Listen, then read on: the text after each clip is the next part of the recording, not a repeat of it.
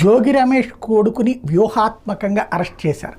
వాస్తవంగా గతంలో కూడా మనం అబ్జర్వ్ చేస్తే వైసీపీ అధికారంలో ఉన్నప్పుడు ఏదైనా కీ డెసిషన్ తీసుకునేటప్పుడు, అంటే జగన్మోహన్ రెడ్డి ఏదైనా ఇనాగరేషన్ పెద్ద చేస్తాడు, ఏది 40 లక్షల మందికి ప్రయోజనం అనినో 50 లక్షల మందికి ప్రయోజనం అనినో బటన్ నొక్కే కార్యక్రమం జరిగేటప్పుడు ఆ రోజున కరెక్ట్గా ఏదో ఒక నెగిటివ్ స్టోరీ నేరేషన్తో బిగించేసి పొద్దు నుండి రాత్రి దాకా అదే అంశం మీద చర్చ జరిగేలా చేసి ఈ అంశం చర్చ జరగనీయకుండా చేయడం అన్నటువంటిది ఆనాడు అనుసరించిన వ్యూహం.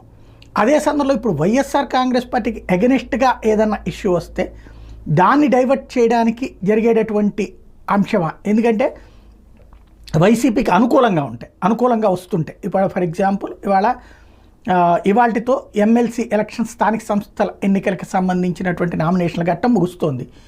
మొన్న విశాఖపట్నంలో స్థాయి సంఘ ఎన్నికల్లో ఎట్లయితే వ్యూహాత్మక దెబ్బ కొట్టారో అట్లాగే ఇక్కడ కూడా దెబ్బ కొట్టబోతుంది.